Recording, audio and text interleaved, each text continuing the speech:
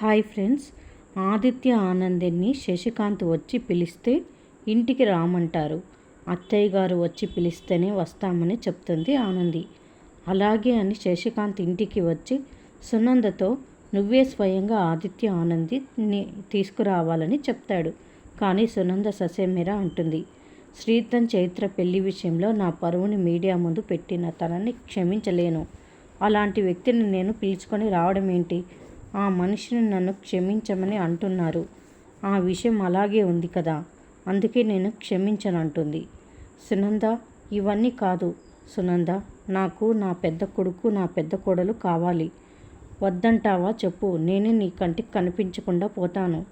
అవును, మరి ఏం చేయమంటావు? ఇప్పుడు నీ మాటలు వినడం కంటే చచ్చిపోతే బాగుండనిపిస్తోంది అని శశికాంత్ అంటాడు. ఇంకోసారి అలా మాట్లాడకండి. మీరు ఎప్పుడూ మిమ్మల్ని నేను దూరం చేసుకోవాలని అనుకోలేదు. నన్ను ఇష్టపడి పెళ్లి చేసుకున్నారు. మిమ్మల్ని ఎందుకు దూరం చేసుకోవాలని అనుకుంటాను అని అంటుంది సునంద. సరే అయితే నా పెళ్లి కానుకగా ఆనంది ఆదిత్యల్ని ఇంటికి తీసుకొని రా అని చెప్తాడు శశికాంత్. సరే అంటుంది సునంద. అలాగే ఆదిత్య దగ్గరికి వెళ్తుంది సునంద. ఆదిత్య ఆనంది సునందని చూసి చాలా సంతోషంగా ఇంట్లోకి ఆహ్వానిస్తారు. కూర్చోమని చెప్తారు. లేదు, నేను కూర్చోవడానికి రాలేదు, నేను మిమ్మల్ని తీసుకెళ్ళడానికి వచ్చాను అని సునంద అంటే సంతోషంతో ఒకరి ముఖాలు ఒకరు చూసుకుంటారు. కానీ ఇద్దరిని పిలుస్తుందా లేదా అని సందేహంతో సైలెంట్గా ఉంటారు. ఏమి ఆనంది, నిన్ను కూడా పిలుస్తున్నారండి, మన ఇంటికి వెళ్దామని చెప్తుంది. ఆదిత్య ఆనంది చాలా సంతోషపడిపోయి చిట్టిగాన్ని తీసుకొని సునంద వెంట ఇంటికి వెళ్తారు. జీవన ఎక్కడ వస్తారో అని టెన్షన్ పడుతూ గుమ్మం దగ్గరే ఉంటుంది. ఆదిత్య ఆనంది రావడం చూసి షాక్ అవుతుంది. ఇంకా చైతన్య శశికాంత్ చాలా సంతోషపడిపోతారు. స్వయంగా జీవననే మంగళహారతి ఇవ్వమని చెప్తాడు చైతన్య. చైతన్య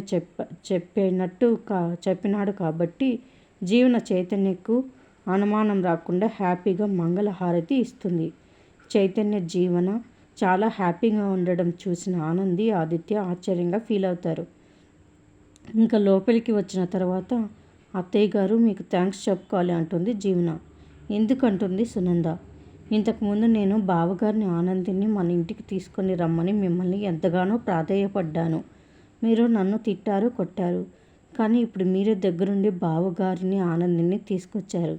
చాలా హ్యాపీగా ఉంది అని చెప్తుంది. ఏంది ఇన్ని చేసిందే అని ఆనంది ఆదిత్య ఆశ్చర్యంగా అనుకుంటారు. ఏంది జీవన ఎంత మంచిగా మారిపోయిందా అనుకుంటుంది ఆనంది. వదిన, నేను కూడా చివరికి థ్యాంక్స్ చెప్పాలి. జీవనకు థ్యాంక్స్ చెప్పాలి. తను మనుషులు అర్థం చేసుకునే విధానానికి నేను ఆశ్చర్యపోతున్నాను అని చైతన్య అంటాడు. నాకు కూడా ఆశ్చర్యంగా ఉంది అని ఆదిత్య అనుకుంటాడు. ఇంకా తర్వాత నాకు ఇప్పుడు చాలా సంతోషంగా ఉంది, ఎంతో బలంగా ఉంది అని శశికాంత్ చాలా సంతోషపడిపోతాడు. ఇంకా అందరూ వెళ్ళిపోయాక జీవన ఇలా అనుకుంటుంది. ఏం మార్చేసేవే ఆనంది, ఒక్క ఆపరేషన్తో నేను కట్టుకున్న కలల సామ్రాజ్యాన్ని మొత్తం కూల్చి పడేశావు. కంగారు పడకు, నువ్వు ఇంట్లోకి అడుగు పెట్టగలిగావు కానీ సంతోషంగా ఉండలేవు. దానికి ఏం చెయ్యాలో నేను చేస్తాను అని జీవన క్రూరంగా ఆలోచిస్తుంది. దాని ప్రకారమే ఒక పన్నాగం పన్నుతుంది. సునందని ఆనంది విషయంలో అవమానిస్తే అప్పుడు సునంద ఆనందిని దూరంగానే ఉంచుతుందని ఒక ప్లాన్ వేస్తుంది. సునందకి తెలిసిన వ్యక్తుల్ని ఇంటికి పిలిపించి అవమానించేలా చేస్తుంది. సునందకి తెలిసిన 2 ఆడవాళ్ళు వస్తారు. ఏంటి ఇలా వచ్చారు, ఏదైనా శుభకార్యానికి పిలవడానికి వచ్చారా అని అడుగుతుంది సునంద వాళ్ళని. మిమ్మల్ని చూస్తుంటే బాధేస్తుందండి అని ఒక ఆమె అంటుంది. దేనికని అడుగుతుంది సునంద.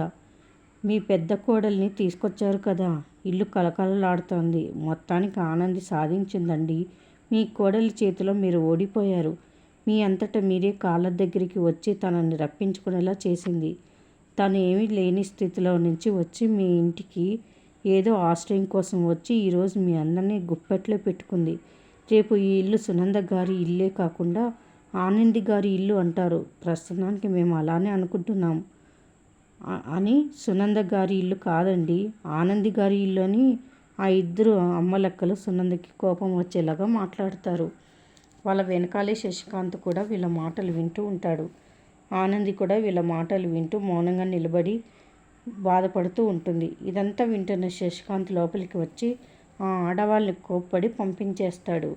కానీ సునంద మనసులో ఆనంది మీద ఉన్న ద్వేషాన్ని మటుకు పెంచి వెళ్తారు. మరిన్ని అప్డేట్స్ కోసం ప్లీజ్ సబ్స్క్రైబ్ చేయండి. Thanks for watching.